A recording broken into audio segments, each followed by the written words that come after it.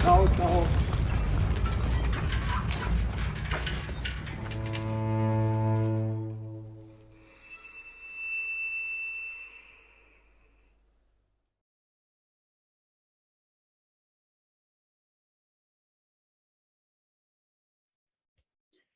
Buongiorno a tutte e a tutti coloro che mi stanno ascoltando e vedendo. Io sono Marco Dalla Gassa, insegno storia del cinema all'Università di Venezia e rispondo alla chiamata di Roberto Calabretto, che ha chiesto ad alcuni amici e colleghi di Giovanni Morelli di registrare un breve video di commemorazione della sua attività di studioso, ma direi soprattutto della sua grande umanità, in occasione appunto del decennale della sua scomparsa.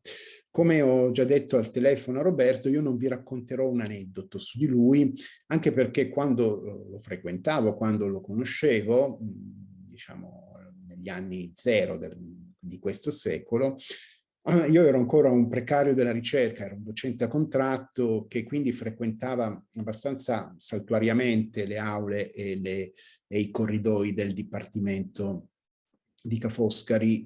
Vivevo tra l'altro in un'altra città, dunque mi capitava di incontrarlo molto saltuariamente, in maniera occasionale, in corridoio, semmai durante qualche convegno, e dunque non ho una frequentazione quotidiana con Giovanni. Posso però raccontarvi e raccontarmi e ricordarmi una sensazione molto particolare che credo di non aver mai provato con altre persone, ed era una sensazione che provavo dopo aver parlato con Giovanni, quindi alcuni minuti, alcune ore, talvolta alcuni giorni dopo averlo frequentato. Io la definirei una sorta di esprit de l'escalier al contrario. Voi sapete, l'esprit de l'escalier è quella definizione francese per indicare quella sensazione di disagio che si prova dopo aver svolto un'importante conversazione, un colloquio di lavoro, un esame, anche una discussione con la propria fidanzata.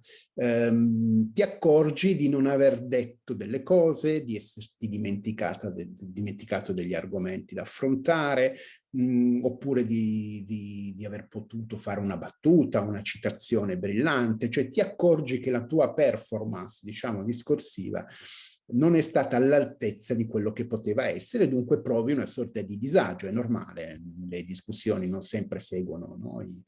I piani delle attese che ci si fa prima delle discussioni stesse. Con Giovanni, per la verità, io non provavo questa sensazione per una semplice e banalissima ragione. La sua conoscenza enciclopedica era in grado di annichilirmi, cioè evitavo di competere con lui e dunque non cercavo di essere brillante, ma semmai di ascoltarlo, di imparare, di metterlo nella condizione di raccontarmi delle cose che potevano essere utili. Ma succedeva che durante questi colloqui, durante queste conversazioni, i discorsi scivolassero via. E che però poi, appunto, quando ero nelle scale, quindi alcune ore, giorni dopo aver parlato con Giovanni, mi illuminassi, cioè comprendessi finalmente il significato di quello che mi aveva detto. La battuta, l'inciso, la provocazione, la citazione, improvvisamente assumevano dei caratteri di chiarezza nella mia testa. No? Dicevo, ah, caspita, è così effettivamente, ah, mi è utile questa cosa. E però quando ti trovi appunto a minuti, ore, giorni di distanza da quella conversazione, ma anche non solo temporalmente, ma anche spazialmente da quella persona che ti ha così brillantemente aiutato, ti trovi in una condizione di disagio perché non puoi ringraziare. Quando tu ricevi un regalo al compleanno, in certe occasioni, si è soliti, per buona educazione, ma anche per una forma, diciamo, di rispetto nei confronti dell'altra persona, di ringraziarlo. Ecco. I doni di Giovanni arrivavano e tu non potevi ringraziare. Non potevi dirgli grazie, potevi farlo magari alcuni giorni dopo quando lo rincontravi, ma nel mio caso non era una frequentazione quotidiana, dunque potevano passare mesi e magari me ne ero anche dimenticato nel frattempo di quell'illuminazione. E per chiudere, penso che sia proprio questa sensazione di esprit dell'escalier al contrario che motiva molte delle nostre, almeno delle mie attività di ricordo, di animazione culturale nei confronti delle attività scientifiche di Giovanni, cioè una sorta di ringraziamento a scoppio ritardato. È come se con Giovanni ci fossimo parlati 10 minuti fa, un'ora fa, qualche giorno fa, e non riusciamo più a rincontrarci per qualche ragione, e allora dobbiamo dirgli, almeno gli devo dire qualche grazie, e questo video è uno dei tanti modi che ho cercato di fare in questi anni per dirgli grazie. Quindi grazie Giovanni, e ti leggerò e mi illuminerai ancora. Grazie. Buongiorno, sono Roberta De Piccoli, sono un'insegnante di musica e di storia della musica perché ho il privilegio di insegnare storia della musica nei licei musicali. Sono soprattutto allieva di Giovanni Morelli. Ci tengo a sottolineare la parola, il termine allieva. Giovanni dava estremamente rilievo al significato delle parole, perché la parola allieva comprende un senso di densità che la parola studentessa invece non sottende. Si è studenti per un periodo della propria vita in istituzioni diverse che seguono e indicano il proprio percorso formativo. La parola allieva è molto legata al contesto musicale, al rapporto maestro-allievo, così come era inteso all'interno dei conservatori, e implica un percorso di apprendimento continuo, di relazione continua tra il maestro, il discepolo, il discente, diciamo così. E questo secondo me era il modo con il quale io mi sono sempre rapportata con Giovanni Morelli. Ho avuto il privilegio, se lo vogliamo intendere in questi termini, di entrare in relazione in un modo diverso rispetto a quello che è il rapporto studente e docente, perché gran parte del mio percorso è stato realizzato come studentessa non frequentante a distanza. Non ero l'unica all'interno del dipartimento, ma questo ha segnato un rapporto di intimità che mi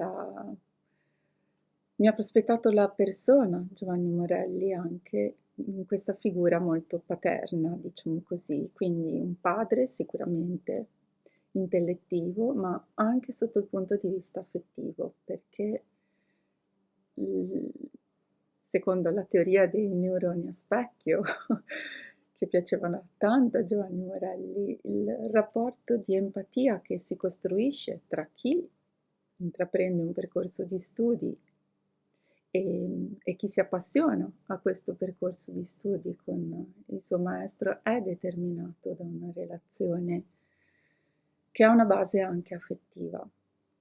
C'è un legame molto forte che appunto attribuisce senso e densità a quello che si sta svolgendo.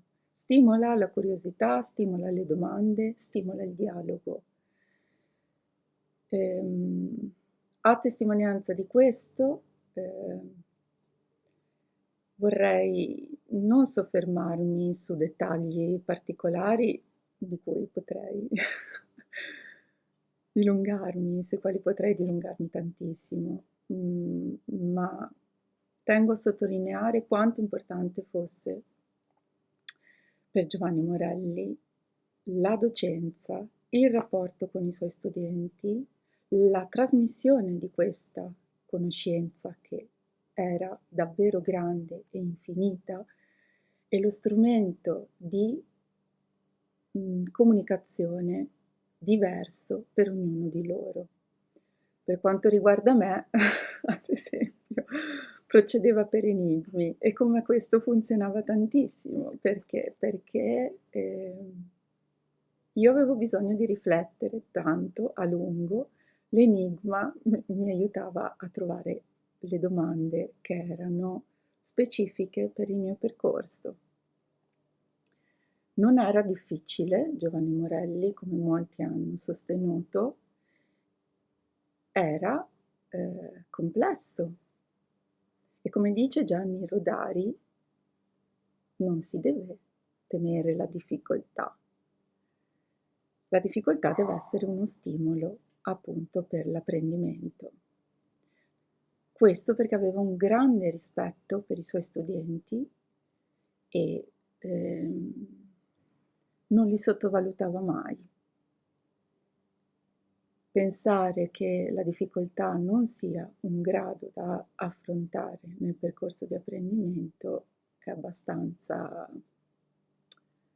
superficiale come percezione.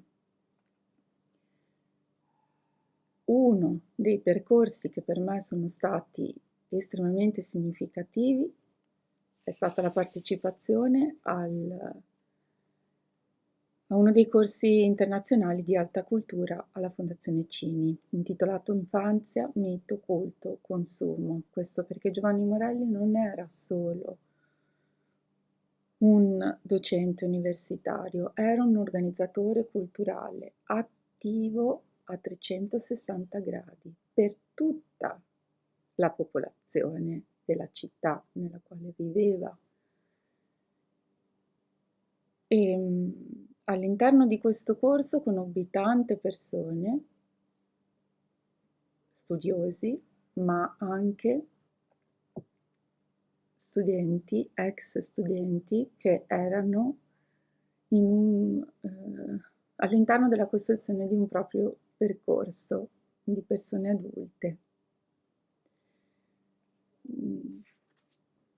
Avrei voluto dire tantissimo, ma non so come districarmi. Fu un corso determinante, come ho detto, perché mi fece capire quanto ho esposto prima in un percorso di sviluppo all'interno della società, all'interno dei percorsi di studi all'interno degli argomenti che io stessa stavo approfondendo e che avrei voluto sviluppare ancora di più. Ecco, questo. Siamo all'interno di uno dei luoghi più importanti della Venezia musicale, l'archivio Luigi Nono. Accanto a me Nuria Schoenberg Nono, che ha ideato questo meraviglioso spazio e che da tantissimi anni lo gestisce, lo coordina, lo segue, direi con amorevole dedizione. All'interno dell'archivio Nono Giovanni Morelli è stato uno dei fondatori, Nuria. Sì, assolutamente. Ci vuoi raccontare qualcosa magari dei primi anni di vita dell'archivio e come si muoveva Giovanni? Perché dopo la morte di mio marito avevamo bisogno di liberare la casa dove lui è stato gli ultimi anni, che era la casa paterna, e siccome non si poteva rimanere lì e poi lui preferiva di essere alla Giudecca, ma la nostra casa della Giudecca non avrebbe potuto contenere tutte le cose che intanto negli anni nei quali lui è stato anche a Berlino e in giro per il mondo, insomma, si erano ammucchiati, diciamo, proprio ammucchiati anche su ogni tavolo, c'era un sacco libri, dischi, tutte cose. Allora, già subito allora, nel 1993, 3 anni dopo la morte di Gigi, Morelli ci ha offerto di tenere gli scatoloni di libri e di altri documenti e cose che dovevamo portare via dalle zattere della sua casa ex paterna, ma proprietà di sua sorella. E allora Morelli subito ha detto, queste scale c'erano 240 cartoni di libri intanto e li abbiamo. Io non ho voluto lasciare la casa delle zattere senza fare una specie di inventario, perché avevo già visto che andando alle zattere con le cose che avevamo a casa quando Gigi stava lì, avevano perso delle cose, tipo delle cose molto preziose fra l'altro, no? Perché macchinari, cose stranamente erano caduti nel canale. No? E così ero molto preoccupata, no? Ho detto no, i libri vanno tutti, la Casa Ricordi, l'editore, gentilmente ci ha regalato,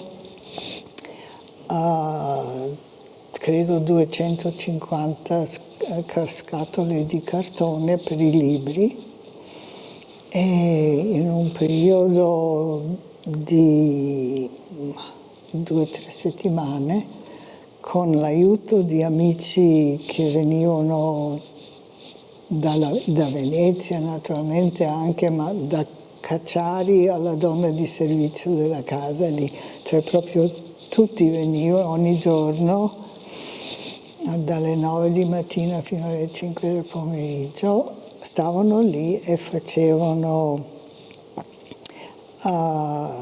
delle schede che io avevo preparato, si vedono dopo, e sulle quali facevano una specie di non catalogo, ma una lista di questi libri dove si poteva sapere esattamente cosa avremmo portato via. Certo.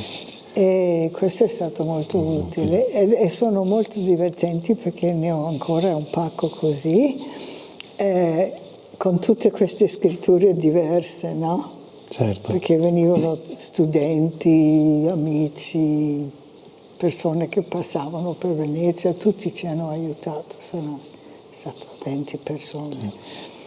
Certo. allora appunto già Giovanni Morelli già era in contatto con noi, ci diceva va bene, questi dove li mettete? Io ho pensato a casa, abitavamo ancora alla casa di San Giacomo qui alla Giudecca, e erano 240 scatoloni, era un po' tanto. E allora subito Morelli ci ha offerto di tenerli alla Cini e siamo molto grati di questo perché a casa non potevamo tenerli, perché una cosa è avere dei libri in librerie contro i muri, eccetera, una cosa è avere tutti questi scatoloni. Dopo, quando sono andata lì alla fine e ho visto dove li avevano messi, sono rimasta un po' così perché erano nella, oddio come si chiama, non mi ricordo mai come si chiama, dove tengono la barca. Ah, nell'imbarcadero? No, è una cosa chiusa dove vengono dentro questa barca, sì. Finisce in Ina. Non lo so più come si dice, che era un posto molto umido, però è andato benissimo perché appena abbiamo avuto alla Giudecca non questo posto, del quale poi parlerò dopo, se vuoi. Certo. Ma in 2 stanze che avevo affittato anche alla Giudecca, molto grandi, vuote, e dove siamo stati per parecchi anni, sì, prima che il comune ci ha ceduto questo bellissimo luogo. Ecco, cosa ricordi di Giovanni all'interno dell'Archivio Nono, le cose che ha fatto, come avete lavorato assieme? Sì, Giovanni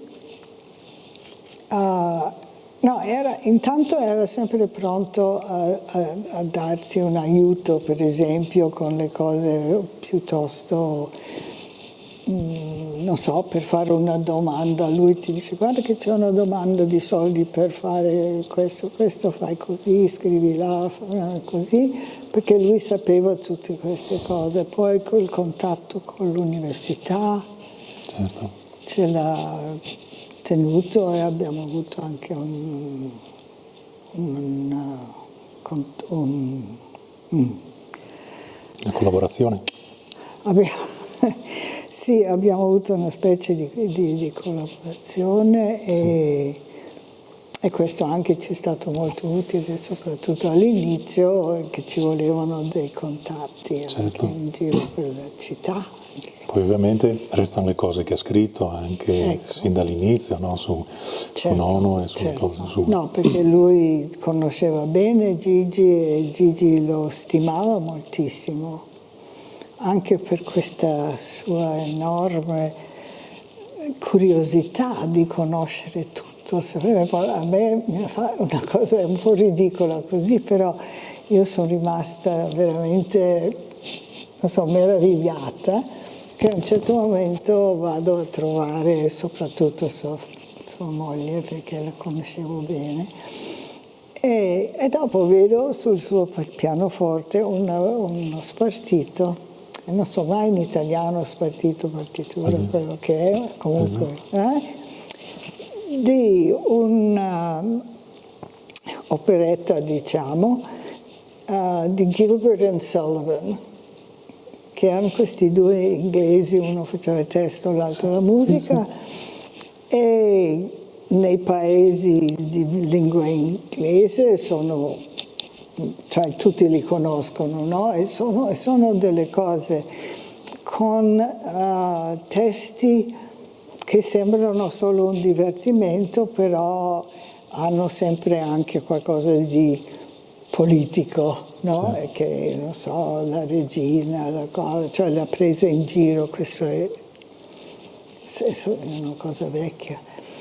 E lui conosceva anche quello, perché io avevo cantato al liceo, abbiamo fatto uno di queste queste, non so se si chiamano operette, Sì. perché non sono neanche... E quindi lui conosceva anche queste cose. E lui sì. aveva lì che conosceva i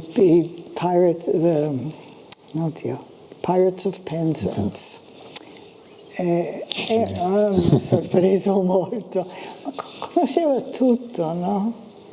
Conosceva così bene anche la musica antica, nuova, quella della Francia, soprattutto ha scritto anche libri su queste cose. Cioè era veramente un'enciclopedia, proprio sapeva tutto e si interessava di tutto. Eppure se lo vedevi che girava là col carrello e in inverno col freddo, tutti dicevano, cioè questa era lui, no? la foto di lui, era lui in una giornata freddissima con la giacchetta che girava col carrello. Il carrellino dei libri. E andava avanti e indietro da Bologna in quegli anni, no?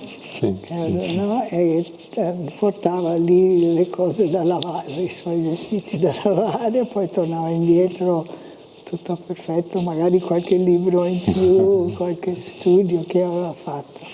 No, e poi, non so, era proprio... Sì, è ridicolo, però è vero, cioè è ridicolo dirlo, che era una persona simpaticissima anche, no?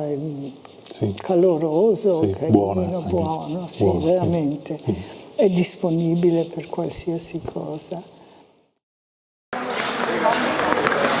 Siamo al Teatro La Fenice di Venezia, uno dei punti nevralgici della vita musicale della città. Con noi abbiamo il sovrintendente, il dottor Fortunato Tombina. Anche a questo luogo i ricordi di Giovanni Morelli sono legati e presenti. Sì, i ricordi di Giovanni Morelli vanno lontanissimo nel tempo, a dire il vero, ben prima che io sapessi che sarei mai diventato direttore artistico o sovrintendente. Ancora quando ero studente all'Università di Parma, ricordo che facevo una tesi su musiche dei primi dell'Ottocento e allora col mio professore esistono registrazioni e dopo 2 giorni tramite Giovanni Morelli avevo già le registrazioni di queste musiche rarissime dei primi dell'Ottocento francesi. Quindi, da allora, quando non sapevo che avevo fatto il sovrintendente, ma poi nella vita della città è stato veramente un incrocio continuo, vorrei dire, negli anni in cui sono stato qui e quasi sempre all'aperto, perché ogni volta che lo incontravo con il suo carretto giallo pieno di libri che andava, poi c'è stato un periodo che abitavo laggiù d'Ecco, quindi questo rendeva anche più facile incontrarsi casualmente, ma ogni volta o aspettando il vaporetto oppure in una sosta si aprivano delle discussioni, no? E quindi così ricordo proprio anche, come dire, qualche interrogazione che io ho vissuto come tale ovviamente, no? Dove si trattava di indovinare qualche cosa che devo dire nella maggior parte dei casi non avevo indovinato, però poi ad esempio qui dove siamo adesso, proprio qui, forse quella è stata l'ultima volta che mi ha dato una registrazione, nel senso che eravamo in cerca di un brano di Maderna da inserire in uno spettacolo come balletto e ne avevo discusso con lui e lui mi parlò delle RIR di Maderna, il brano di musica elettronica, e io dissi no, caspita, reperire questa musica degli anni 50, no, non ti preoccupare, ce l'ho io, te lo do io, e dopo 2 giorni ci siamo visti, era proprio, mi aspettava qui seduto su questo gradino qua e io arrivo di là e mi fa non ci credevi, eppure c'è. E poi devo dire, insomma, è inutile che stiamo a parlare di quanto sterminato fosse la sua cultura, devo dire questo fatto anche delle registrazioni, cioè di aver potuto parlare tante volte di lui, di musica che si eseguiva, quindi parlare di esecuzioni, qualche volta abbiamo parlato anche di interpreti, di direttori più o meno ideali per fare un brano piuttosto che un altro. E una cosa che mi piace ricordare, questo poi devo dire io che non sono veneziano, arrivare a Venezia, seppure non negli ambiti di stretta competenza di Giovanni, perché non sono venuto né per lavorare alla Fondazione Cini né per lavorare all'università, ma ho capito quanto capillare fosse la presenza di Giovanni, perché ero venuto qui allora con un incarico che poi si sarebbe sviluppato in quello di direttore artistico, e allora però mi rendevo conto che ogni volta che facevo delle proposte di programmazione capivo che i vertici della Fenice di allora andavano a consultarsi con Giovanni Morelli per capire se queste cose di cui non sapevano erano accettabili o meno, e io questo da non veneziano non l'avevo sospettato. Quando dopo un po' di volte l'ho capito, allora posso dire che Giovanni Morelli è stato il primo a sapere di miei idee riguardo la programmazione, alcune idee le ho anche limate bene prima che arrivasse il sovrintendente dell'epoca a dirgli: ma cosa pensi di questa idea che mi ha proposto questa?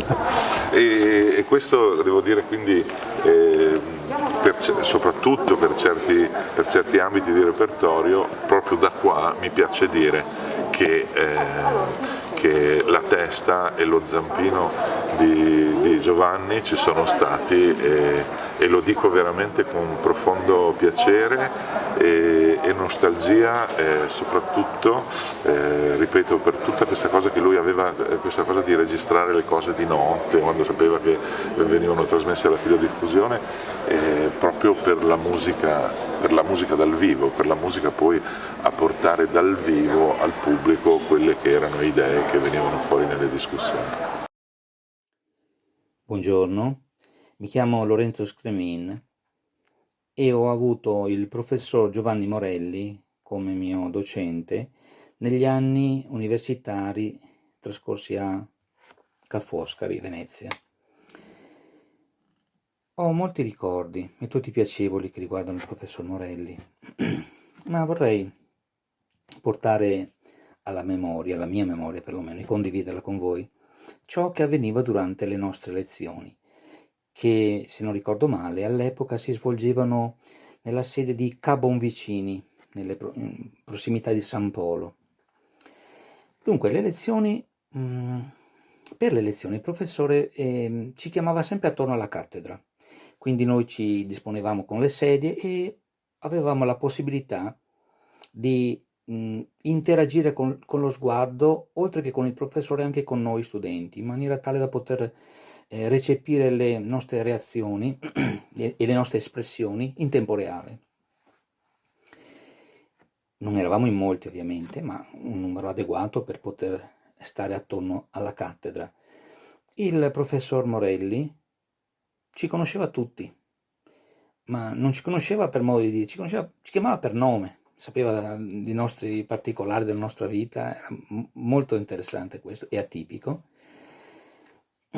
E le lezioni si svolgevano in un clima di piacevole stimolo intellettuale, perché ci coinvolgeva con letture, con la preparazione di testi da discutere con i nostri colleghi, con l'ascolto e commento di brani musicali, e quindi era un tipo di lezione interattiva e con molta partecipazione da parte nostra.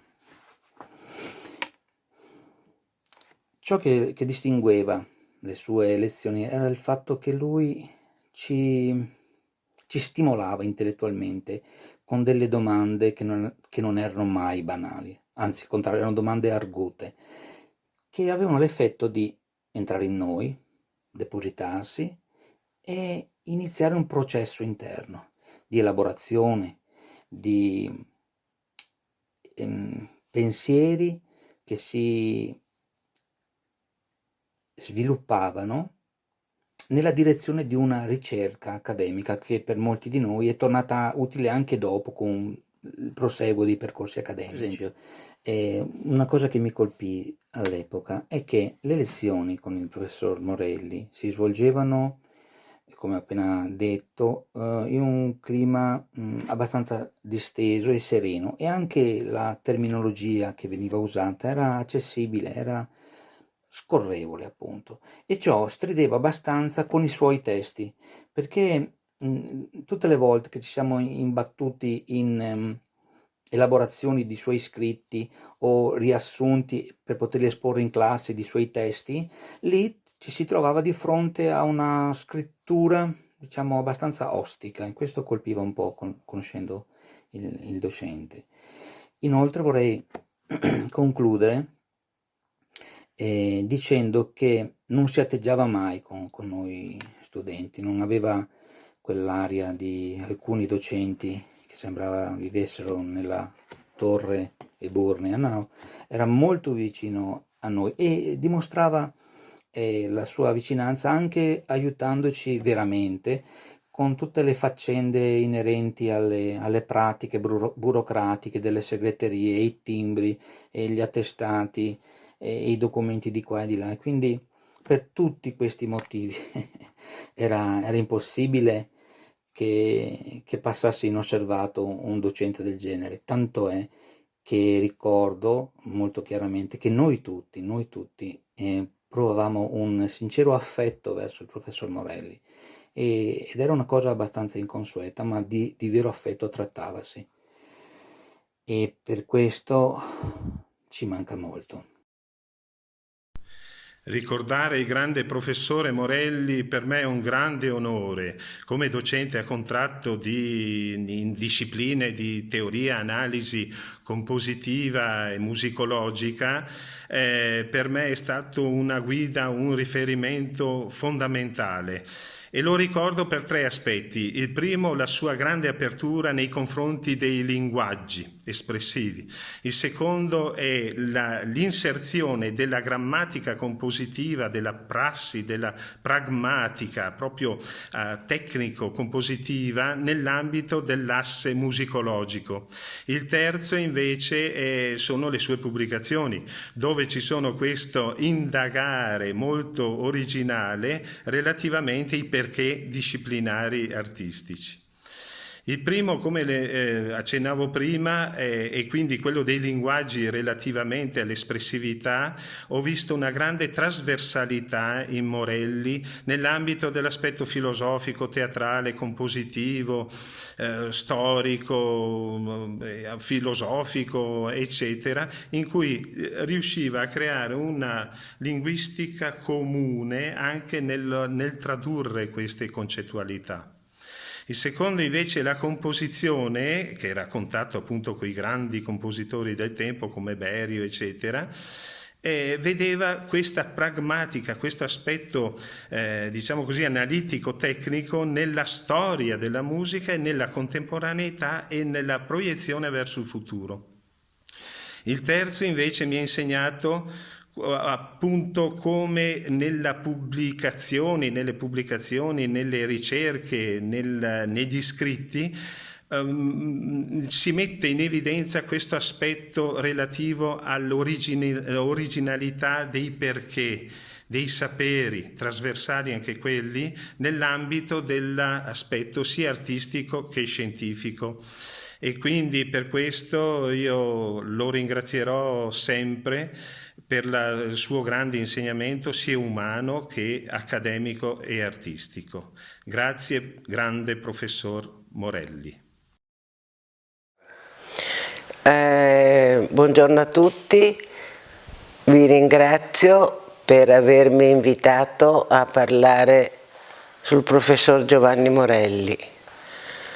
Avrei moltissime cose da dire. La prima cosa in assoluto è che io ero innamorata del professor Giovanni, in quanto persona buona, intelligente, come anche posso usare questo termine, servizievole, mi ha aiutato in tutto, anche all'inizio dell'associazione Fondazione Amici della Fenice.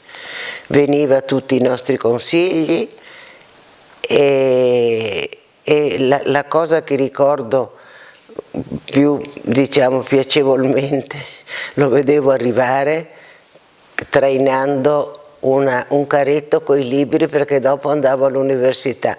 Non aveva cartella, aveva un carretto della spesa con i libri. E poi un'altra cosa che mi dispiace molto di aver fatto con lui, ma l'ho fatto col cuore e con i sentimenti che provavo per il maestro. L'ultima volta che l'ho visto è stata alla Fondazione Cini e gli ho detto: Giovanni, sei cattivo perché non ti vuoi curare. Devi curarti, devi andare in ospedale, non puoi continuare così a fare tutto da solo, sei cattivo. E dopo 3-4 giorni è andato in ospedale e dopo è mancato. Forse se si fosse curato prima, bene, come gli dicevano i medici, sarebbe ancora con noi. È una gran perdita, devo dire.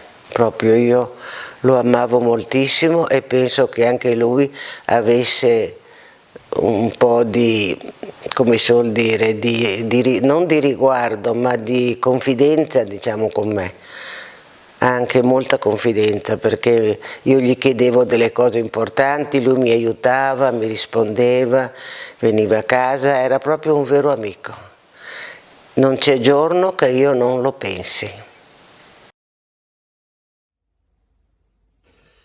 Cari amici e colleghi, ho avuto la fortuna di poter seguire l'intera carriera musicologica di Giovanni Morelli fino da quel ormai mitico 21 novembre del 1981, sono passati adesso 40 anni, in cui a Palermo, a Palazzo Tumminello, in occasione di un convegno sulla iconografia musicale che era stato organizzato dalla Società Italiana di Musicologia, era stata presentata la versione orale di quel saggio che anch'esso è diventato mitico, pubblicato 2 anni dopo sulla rivista della Società con il titolo di Le selvatiche rilevanze, indagine su Piero, una digressione sul metodo.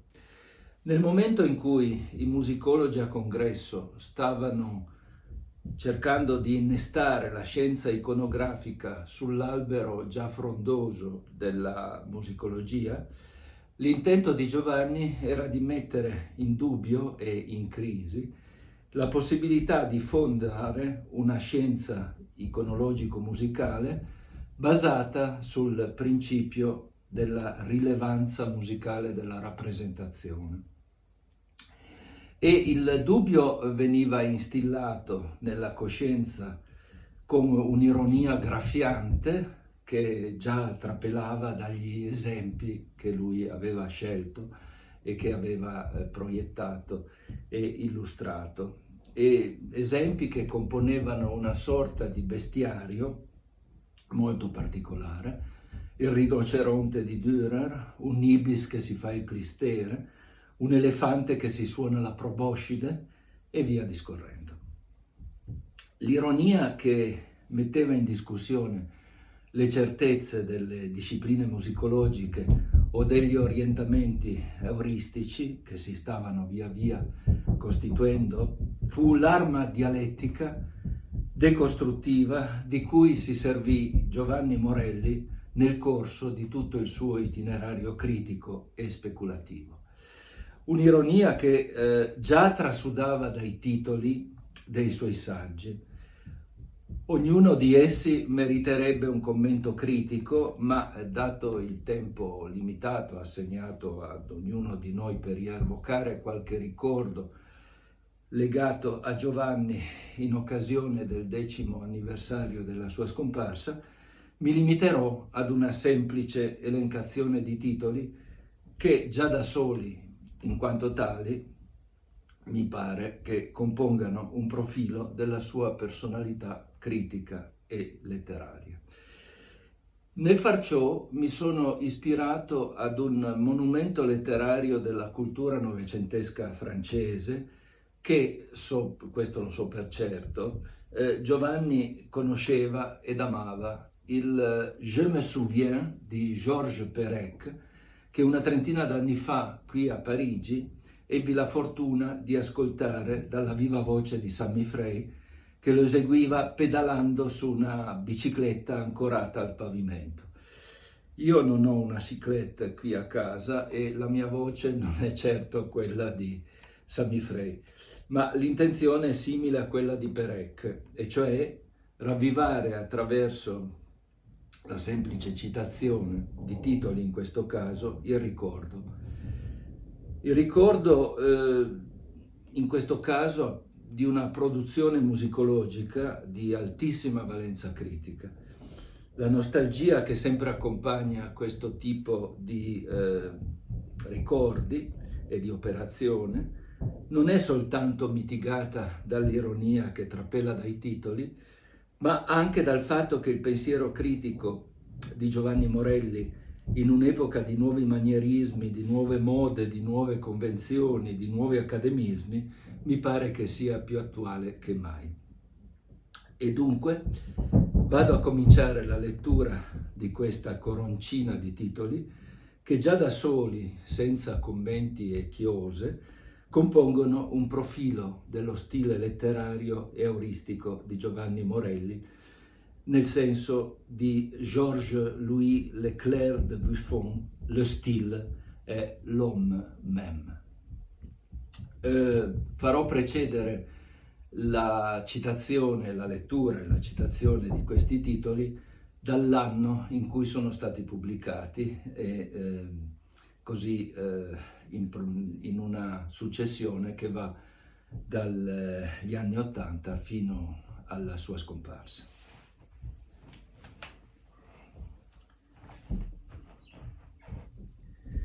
«1980, tu lampada, tu asciugamano, tu piatto, tu maple leaf, tu zucchero, una odissea filosofica nelle concordanze metaforiche di Joplin. 1981, bravi morti, replay di alcuni momenti della storia del mito della musica di Venezia. 1982, non era ancora il piffero come oggi, il paragone con l'antico e i procedimenti della certezza compositiva nei maestri della generazione dell'80.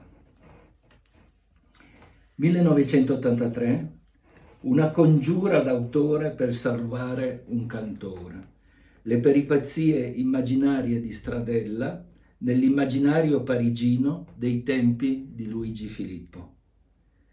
Dello stesso anno, Printemps Métastase e Travail, per un'indagine melodrammaturgica di Julie ou la Nouvelle Héloïse.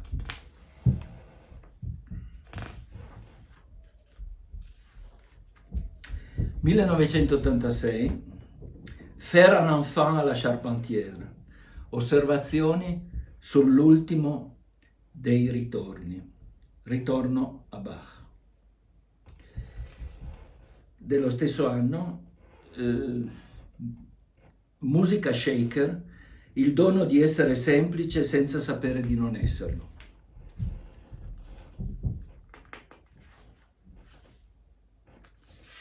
«1990, Angeli, Scope, Cucù e Marzapane, il paesaggio magico germanico nella fiaba in musica. 1994, prima che l'ultimo osso si svegli, le musiche di Venezia prestate alla querelle antistorica della Bildung retrospettiva di Rousseau. 1995, né nuvole né orologi, sul passacadè delle grandi e piccole manovre del tempo narrativo, preamboli, epica, romanzo, musica, cinema. 1996, come Cristina, regina e amante, non fu accolta nel regno delle eroine dell'opera romantica. 1999, Diceria della Daphne, nella scena in bosco della poesia per musica, Busenello e Cavalli inseguono le belle forme fuggitive di una stereotipia che nel 1640 a Venezia, così come si era risvegliata, già s'era sopita.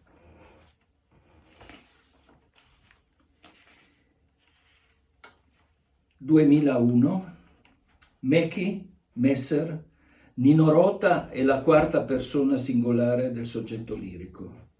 Dello stesso anno, nonostante l'armistizio, noi del Portofranco siamo oppressi da una grande inquietudine. 2002, une élévation ordinaire comme l'absence, la cadenza come paradigma del dono e dell'inutile nella musica moderna. 2003, per il capo dei musici su Testimonianza e un giglio, romanticismo dell'art subtilior e sonorità del salterio d'oggi, dentro e fuori di una dedica di molti segreti a Gheorghi Ligeti. Dello stesso anno, Préparé à l'instant une couchette pour l'enfant, la seconda culla di Gesù a Sais, il Vangelo secondo Berlioz. 2005, non sempre quelli che mangiano l'erba dalla parte delle radici sono i morti. Esercizio di un corto di Zanzotto e Fellini o Fellini e Zanzotto. 2006, Top La, identificazione di un inno orecchiabile ma crittato, celebrativo dell'universalità dell'arte fotografica. Parigi, forse 1860-1862.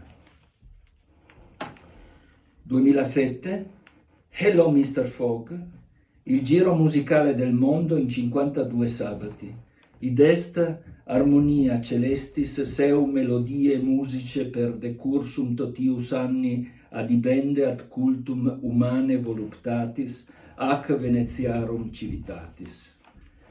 2008, Je vous salue Cécile, una piccola odissea iconografica sul segreto poetico della Madonna in attesa. 2009, Epicedio dell'antitesi sull'incenerimento fastoso della espressione della costruttività oggi, in appoggio ad un ascolto del rondò H272 di Carl Philipp Emanuel Bach. 2010, colà diritto sopra il verde smalto, in lode del verde Morelli. 2011, estinzione e proroghe della temporalità in una possibile storia della musica e rivoluzione digitale finita. E con il 2011 siamo a 10 anni dalla scomparsa di Giovanni. E voglio terminare comunque questa lettura, più che recitazione, con due frasi che Rothko aveva scritto in memoria di Milton Avery, un pittore suo amico, e che mi pare si attaglino particolarmente come epigrafe in memoria di Giovanni Morelli, almeno nella mia coscienza e nel mio senso dell'affetto e dell'ammirazione nei suoi confronti. Piango la scomparsa di quel grand'uomo, mi rallegro per tutto ciò che ci ha lasciato. Quando cerco di farmi strada attraverso la densità di un testo di Giovanni Morelli, e mi capita abbastanza spesso perché sono testi che merita sempre di rileggere, non riesco a non pensare a una metafora proposta da un grande poeta con cui Giovanni fu in contatto stretto, cioè Andrea Zanzotto. Parlando della propria poesia a un pubblico di liceali, Zanzotto disse una volta che le eventuali difficoltà sintattiche e lessicali erano come la resistenza di una lampadina a incandescenza, oppure, che so io, di un tostapane. È nell'attraversare questa resistenza che l'energia elettrica si converte in luce o in calore. Io credo che Giovanni avrebbe sottoscritto questa metafora nei suoi saggi, nelle sue lezioni, almeno in quelle prima maniera, come le ricordo io, per l'inizio degli anni '80, la trasmissione del messaggio, dell'informazione, era indissolubile dal gioco intellettuale, un gioco intellettuale partecipativo in cui il lettore è coinvolto grazie allo sforzo di interpretare i riferimenti in essi, di dare il giusto peso all'argomentazione, alla dimensione ludica, ironica anche, che questi testi hanno. Anche se poi a lettura conclusa è sempre possibile portarsi a casa un mazzetto di idee e di informazioni anche. Tuttavia il senso fondamentale sta in questo aspetto di dispendio energetico. E la stessa idea della produzione intellettuale come attività, come pratica, stava anche, penso, nel modo in cui Giovanni Morelli ci avviava, noi studenti allora, alla ricerca e alla scrittura. Ricordo un'altra sua metafora, proprio di Giovanni in questo caso. Io ero restio a lanciarmi nella stesura di non so quale testo, forse la mia tesi di laurea o altro. Avevo la sensazione di non essere pronto, di non aver esaurito il giro delle competenze necessarie. E Giovanni mi disse, ma non è che si impara a sciare nel salotto di casa e poi si va sulle piste, si impara sulle piste, sulla neve, magari anche piantando il sedere. Ecco, poi con la sua grande generosità, ma anche con la sua grande capacità di suscitare cose, Giovanni ci aiutava a farlo, implicandoci nell'uno o nell'altro dei 100 progetti che era capace di promuovere. Ci faceva crescere nel vivo dell'azione intellettuale. È stato fondamentale per farmi diventare quello che sono, per far diventare tutti noi, penso, studenti di allora, quello che siamo, e non smetterò mai di ringraziarlo per questo.